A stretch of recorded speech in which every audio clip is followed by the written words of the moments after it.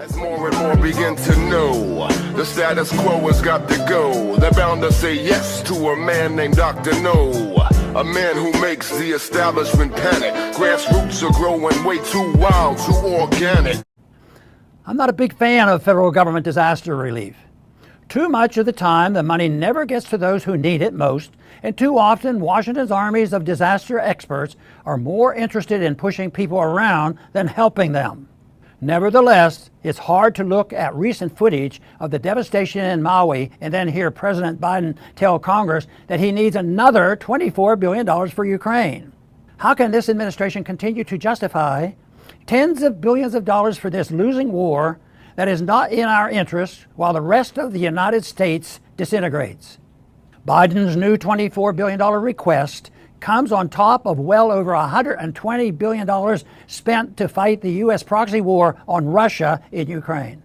Heritage Foundation budget expert Richard Stern has done the math and determined that Biden's spending on the Ukraine war thus far will cost each and every American household $900.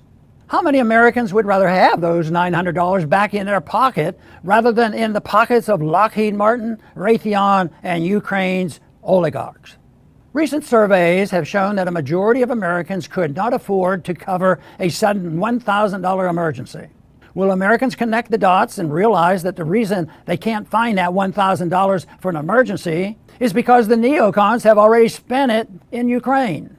Ukraine has long been known as among the most corrupt countries on earth. And not long ago, investigative journalist Seymour Hersh wrote that Ukrainian President Vladimir Zelensky has embezzled at least $400 billion in aid from the American people.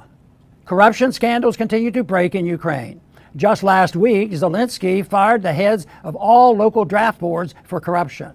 Some press reports suggest that sales of luxury cars in Ukraine have broken all previous records. I wonder why. No wonder the tide of U.S. public opinion is turning against further involvement in the war. Recently, CNN found that among all Americans, more than 55% are opposed to continued aid to Ukraine. Among Republicans, the number of opposing more aid to Ukraine rises to 3 out of 4. That is why we are finally starting to see more Republican members raising concerns. I'd like to think they have seen the light that an aggressive and interventionist foreign policy is not in America's interest, but most likely they are worried about losing elections. Whatever their motivation, this turning tide should be welcomed. Yet the Biden administration persists in backing Ukraine, even as the U.S. mainstream media is increasingly pointing out the obvious. Ukraine is not winning and cannot win, and continue to pour money into a losing cause will just result in bankruptcy at home and more dead Ukrainians overseas. Last week, Newsweek published an article asking, does Ukraine have compromise on Joe Biden?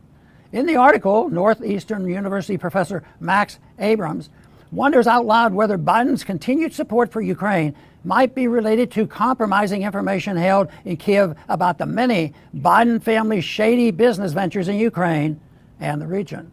It is certainly worth considering. Meanwhile, the residents of Maui that have survived the recent horrific fire will take little comfort knowing that the Biden administration is more interested in sending their money to Ukraine than in helping them recover. Thanks for listening.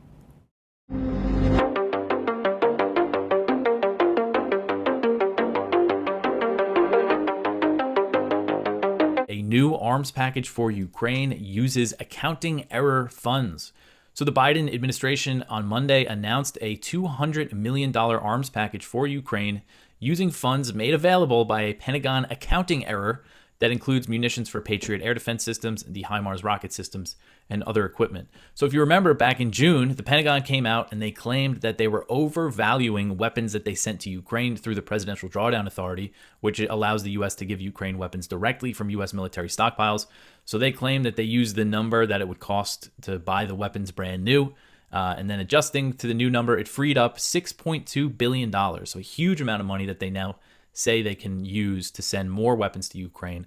So, no matter what, they're going to find the money to keep this proxy war going. And this is the first time that they are dipping into this, found money that they have now.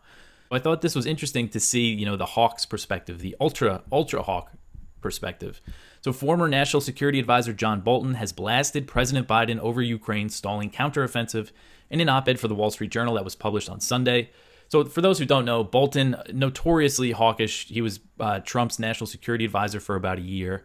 He was really responsible for sabotaging diplomacy with North Korea. He's a big Iran, regime change advocate. And, he was he was one of the architects of the Iraq War, just really the worst of the worst. And, an unrepentant hawk. He has no qualms about advocating for war and destruction, on a huge scale. So while Ukraine has received tens of billions of dollars worth of weapons from the U.S., and that's a scale of aid that has not been seen since the post-World War II Marshall Plan. That's the only thing to compare it to, which was the U.S. aid to rebuild Europe after World War II.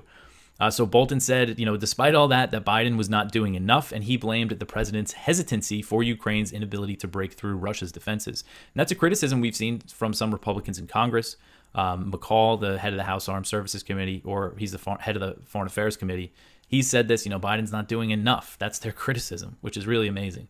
So Bolton wrote, quote, Ukraine's offensive failures and Russia's defensive successes share a common cause, the slow, faltering, non-strategic supply of military assistance by the West, end quote. So Bolton said that the administration was too concerned about the risk of escalation. He wrote, quote, the serial debate over whether to supply this or that weapon system, the perpetual fear that Russia will escalate the war against NATO, and occasional Kremlin nuclear saber rattling have instilled a paralyzing caution in Western capitals, end quote.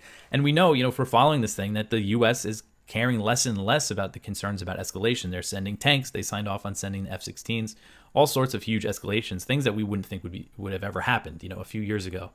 President Biden will spend his first ever Camp David summit working to form a new trilateral alliance between the U.S., Japan, and South Korea as part of his strategy against China in the Asia Pacific.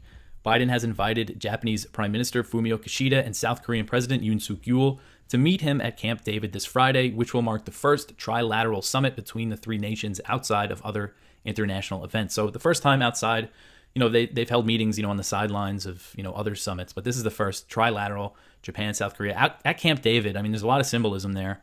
And the U.S. has been encouraging Japan and South Korea to reconcile their relationship, which has been strained for many decades, mainly due to Imperial Japan's treatment of Koreans when they occupied Korea. You all hear these horrific stories about the comfort women that they had.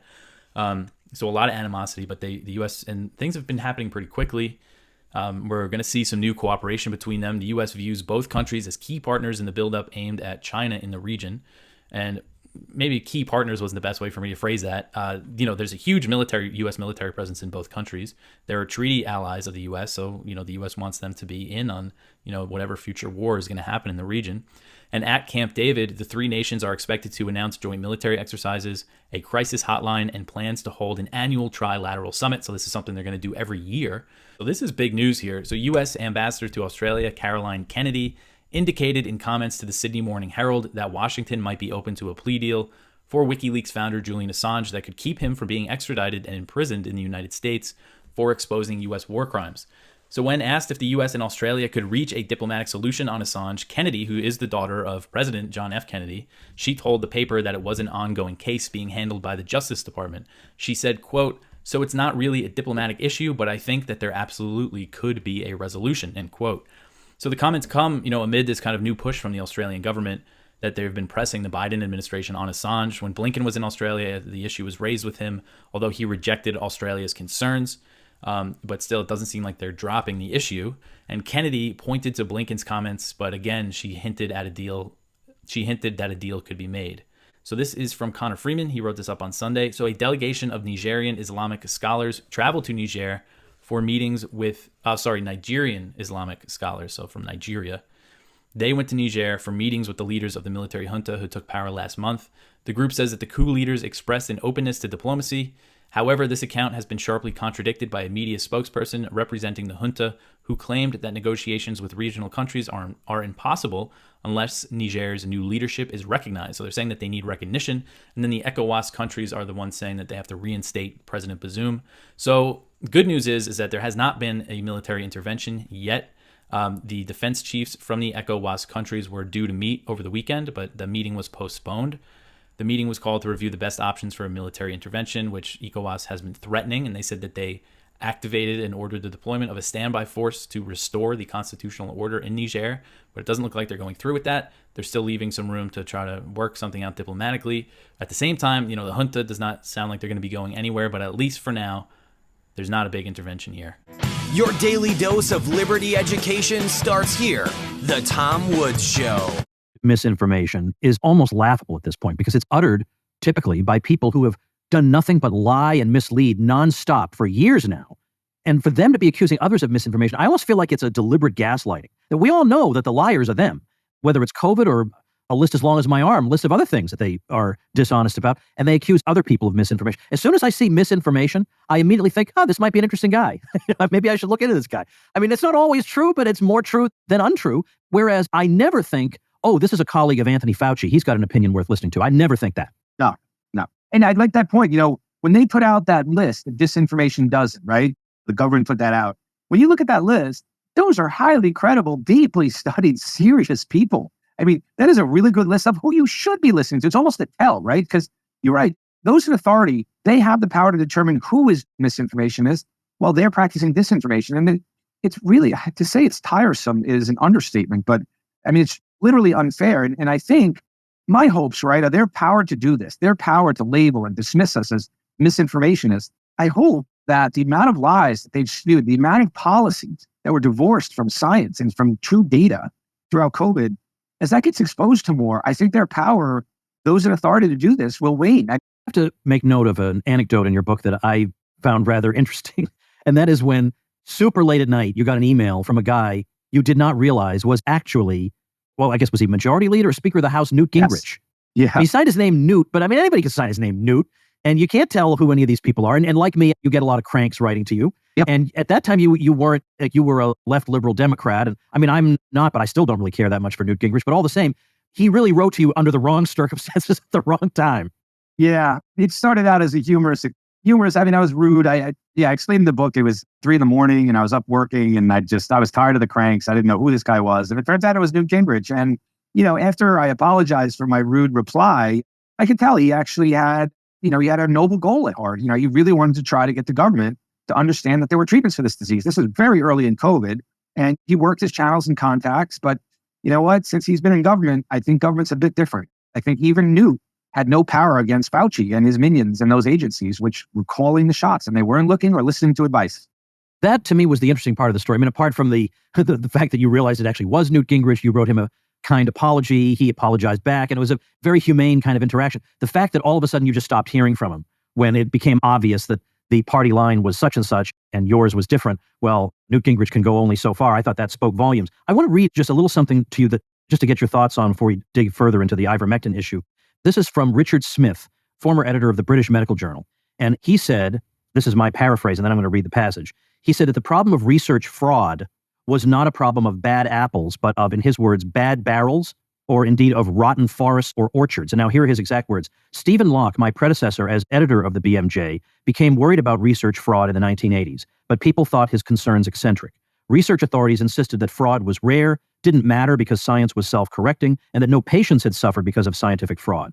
All those reasons for not taking research fraud seriously have proved to be false, and 40 years on from Locke's concerns, we are realizing that the problem is huge, the system encourages fraud, and we have no adequate way to respond.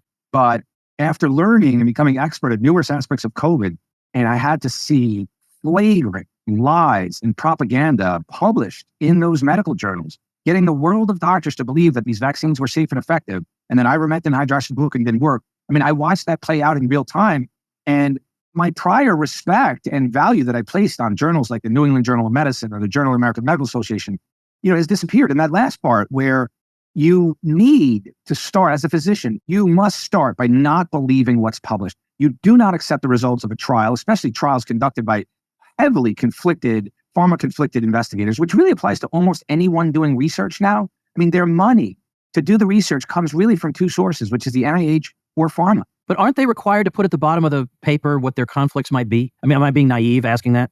Well, that's the thing. They do. But the thing is, it's the norm. So every paper you read in those journals, the conflicts of interest fill like a half a page. It's paragraphs of conflicts. And it's so standard, so norm, that I think most doctors feel like those are manageable conflicts. And it's somehow something that can't be avoided, that researchers are going to work with pharma. But I didn't put as much importance on those conflicts prior to COVID as now. Now I cannot read high impact journals. I cannot read a paper or believe in a paper that's funded by and conducted by pharma. I mean, that is a ludicrous proposition. Sure. I was mentioning not that long ago that over the past 10 years or so, the field of psychology went through what was called the replication crisis, where it became obvious that study after study after study could not have its results replicated when performed under identical conditions. They could not get the same results that were published in these peer-reviewed papers. And so it's not even like, well, just medicine or just my field of history or just economics or just epidemiology. It's like there's a rot all through academia. It is a rot that is so overwhelming, you don't know what to do other than just say, I'm going to do everything I can as one person to be an honest man. Honestly, well, what else can you do? Yeah, it is. The rot is systemic. It's pervasive. And yeah, the science is being manipulated. And that reproducibility problem, it does extend beyond psychology, the sense of medicine and many other basic science studies that supposedly find these important findings and others can't replicate it. And I think it speaks to the fact that I think it's, like you just said, I think it's quite rare for folks to be able to and succeed at conducting good, objective, scientific investigations. The biases from personal to financial to produce a paper and to publish are so high. And there's a total bias towards publishing positive studies rather than negative studies. And so when you read the medical literature, you constantly laugh with the promotion of all sorts of medicines, but you don't see the negative studies. You don't see the studies showing the toxicity. And then they get a warped view of therapeutics. And that's the sadness, because I will say that the average doctor, the vast majority of doctors, have no idea of the control, capture, and corruption of the journals and of trials. They literally peddle lies to protect pharmaceutical company interests. But, you mentioned something that struck me before the show. It seems like every time Hunter Biden gets in trouble, there's a new set of indictments against Trump. By design, I think this Fani Willis, she's the DA for Georgia. There's accusations that she slow walked this indictment to try to hit it at the right time. So there seems to be some of that manipulation going on. Yeah, they counteracted, and they have a little bit of cooperation, with the media. But I think there is a trend away from people being totally dependent on the media. There are more and more people now challenge government officials of all colors and swipes, and challenging the people telling the truth. But I think that more and more people are looking at the major media, and that's why so many are flocking to the alternative media. But then you have to be careful which alternative media you're going to exist. There are some good groups out there, and I hope we fit into that, or strive to fit into people who can trust what we're saying and to doing the best we can to seek out the truth. But he makes one point that I wanted to point out in this first opening. He says District Attorney Fani Willis appears to have elected to, quote, to charge everything and everyone and let God sort them out. So I think that's Turley's way of saying that she's thrown everything with the kitchen sink into this. And as we say often, Turley is critical of Trump, has been critical of Trump. You can read it in his column. He reiterates his criticism. He's certainly not coming about it from a MAGA perspective, but he's looking at it as an attorney and as a professor of law, and he's saying this looks very, very flimsy and weird. Yeah, and it remains to be seen on what is going to happen. Ultimately, public opinion is very important, but behind the scenes, the ideology and the willingness for corruption in the political system and the court system, really sets the stage for influencing the large number or the majority of people, and it's all important. But I think the biggest problem here is getting more people to have an honest desire to seek the truth and then believe in it. I think they seek the truth now in order to avoid it. Yeah. We can't have him on. We got to get rid of that prosecutor. He's an honest person. What do we do to get rid of this guy? So that's where a real problem is. That should be reversed. Yeah. And Turley writes, like the New York indictment, a Georgia indictment would not be subject to a presidential pardon. Not only have GOP candidates indicated they would pardon Trump in any federal charges if elected, Trump could pardon himself. But that power does not reach state convictions. And I think that's a really important distinction here. He will not be able to get out of these two sets of indictments in New York and Georgia if he's reelected. And it brings up this bizarre scenario, and hear me out because it sounds inconceivable, but weird things keep happening, where you will have Georgia trying to arrest a sitting president for something cooked up by the Georgia DA. You actually used the two words when we were talking early. What are they trying to do? Have a civil war here? Yeah, but one thing that they didn't mention in that concern about if Trump is in office and these things can't be can't be pardoned for.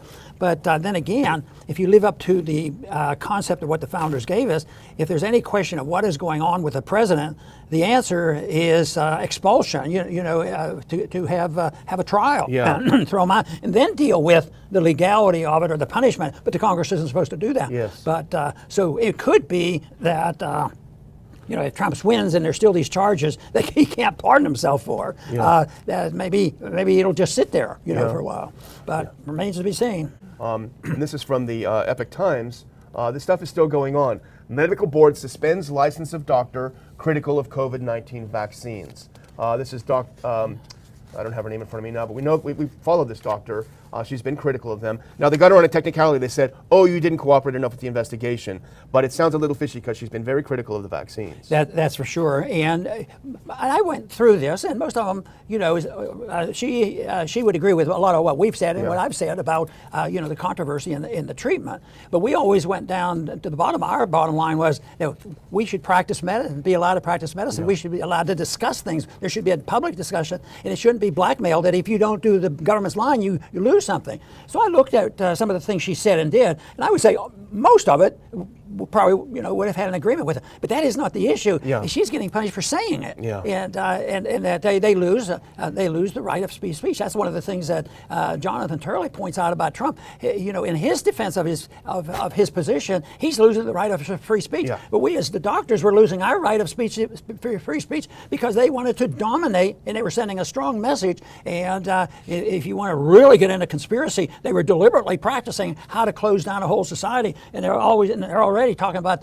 the new treatment. And I think that's why this stuff stays in the news. They want to let you know who is the boss, but they find these things that if she was just wild-eyed and she wasn't polite, and that's why we had to take her license from her. But they really want control, whether they have control of the economic system, the financial system, the banking system, the medical system. It is controlled because they're moving in. They're moving in to having a tyrannical government, and the stage didn't get set since Biden's been in, I think the stage has been set over a long period of time to get the erosion of the principles of Western civilization, the erosion of the Constitution and the principles of liberty. That didn't happen overnight, so that means it's not going to go away overnight either. And if we don't straighten out and start in that direction, then we're going to have the violence break out. Yeah. See, I think our government really enslaves us, because the enslavement really came in the early years when they gave us the income tax. That says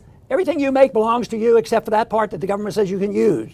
So that makes you a slave. And then if you happen to be 18 to 24 and they think they might need you because they're running out of people to go and fight these wars, maybe we have to draft you just in case. And so they have you register for the draft. And lo and behold, there's been a lot of drafts in my lifetime. And I worked on the assumption when I was in when I was in college and medical school that in my mind I was always preparing. They probably will draft me, and I always worked that psychologically into my thinking. And lo and behold, I got a draft notice in the fall of 1962 during the Cuban crisis, and it said that's slavery, that's involuntary servitude. And then they're talking about ironing out the difficulties and who were the slave owners 200 and 300 years ago, and think they can get to the truth of it. They all look today upon who's being enslaved and being punished, and who's benefiting from the enslavement of the monolithic state that we have endured.